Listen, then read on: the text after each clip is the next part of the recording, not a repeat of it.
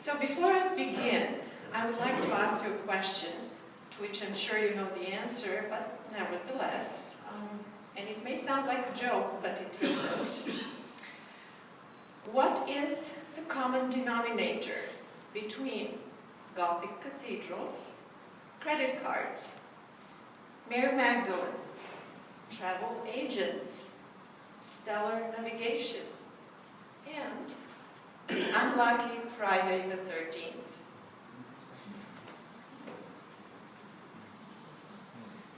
Yeah? Yes? Knights Templar. Exactly. What was that case again? Sorry? What was it? Knights Templar. Knights Templar, right there. And the pointer isn't working. There should be a red dot, which I'm not seeing. Oh, there it is. There it is. Knights Templar, exactly. So, although all these things may seem unrelated, utterly unrelated in fact, they all converge in this order of somewhat mysterious warrior monks, whose full name was the Order of the Poor Knights of Christ and the Temple of Solomon. And these, as I said, mysterious warrior monks look somewhat like this.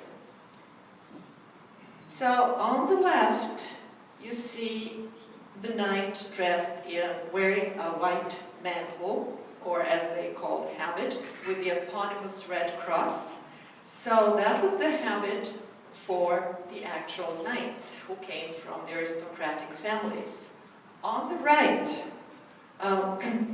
the black habit with white cross was worn by the second rank of the order, called surgeons. And they were not from noble families, but they also fought in battles. They were commanders. They held other functions in the order. And here is the knight's habit as exhibited at the Masonic Temple in Washington, D.C. The 8th floor, if you ever go to the Masonic Temple there, the 8th floor is all dedicated to Knights Templar. So, some of you may ask, why have I chosen this topic? Why am I talking about Knights Templar? What's their connection to anything that's happening today?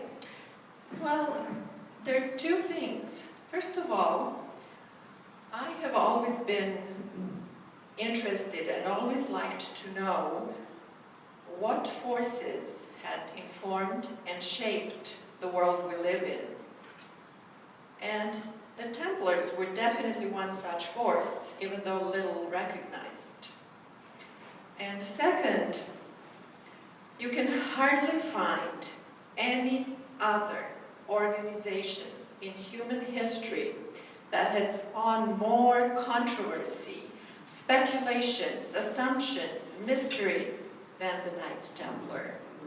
From their very inception, through their inner workings, to their very sudden and abrupt and unexpected dissolution, they had generated this veil of mystique that just does not find any other example in history. So I have been so fascinated by this order that my late husband and I decided to move to France. So we lived in Provence for a year, and we followed the Templar trail through Provence and Languedoc. So right now I'm also speaking from my personal experience of what I have seen there and felt. We had also followed the pilgrimage centers for Mary Magdalene, and I'm going to include that in my talk today as well. When I was thinking about this talk, I was, considering how difficult it is from our vantage point to imagine the immensity of power these knights wielded in medieval Europe, the depth of their influence and presence in the fabric of everyday life. So, to begin to create and evoke that picture, I would like to show you a map of their sites in Provence.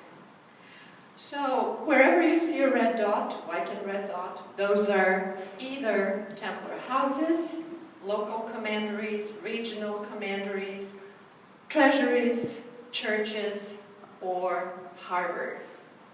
And you can see that pretty much the whole of Provence is covered with red dots. So that's how present the Templars were. And here is the map of Belgium, and you see its similar situation there. And here is the map of Europe, Templar sites in Europe in 1300s. So you can see that the Templars were present all the way in the north from Scotland and Ireland, and I'm trying to find the little red dot, and I'm not very successful. So anyway, just upper left corner, Ireland and Scotland, and lower right corner, the southeast, the island of Cyprus. At one point, the Knights owned the whole island. And we lived there for 3 years, so that was an interesting experience. And then from Portugal on the west to Poland and Hungary on the east. And majority of Templar sites were located in France, but they were present all over Europe. So effectively, Knights Templar were the very first multinational corporation. We think that the global corporations are the creation of 20th century. Well, let's think again. Knights Templar beat us to it 800 years ago. So, I would like to show you just the overview of the points I'm going to cover in my talk. They were military monastic organization. What does that mean? It means they had a dual role. They were both warrior and monks. As monks, they took vows of chastity, poverty, and obedience. Unlike monks, they lived in the world and they fought in the world. They were the foreign legion of the day.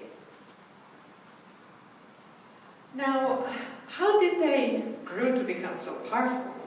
Well, as you apply for membership to the organization, you are required to give all your lands and possessions to the organization. Remember, you're becoming a monk. You don't need worldly possessions. So that was the initial financial base. But then the organization became so popular that feudal barons, princes, kings, the church, they all gave donations in land and money. It was a phenomenon, absolute phenomenon. So the Knights Templar soon grew to become the major financial, religious, and political power in Europe. So how did they do that exactly? Well, first of all, they were exempt from paying taxes. They did not have to obey local laws.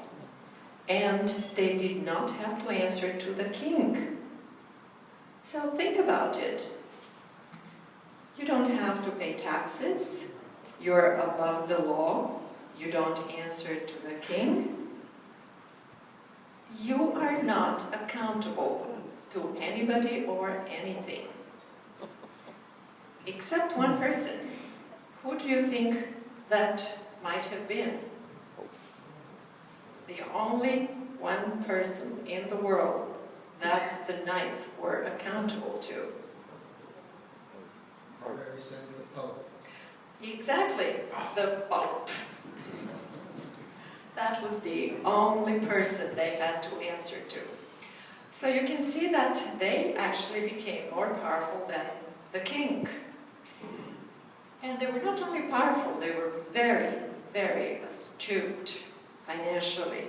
They became the first international bankers who invented the prototype of banker's check and credit cards, and I'll go back to that. They were also the first travel agents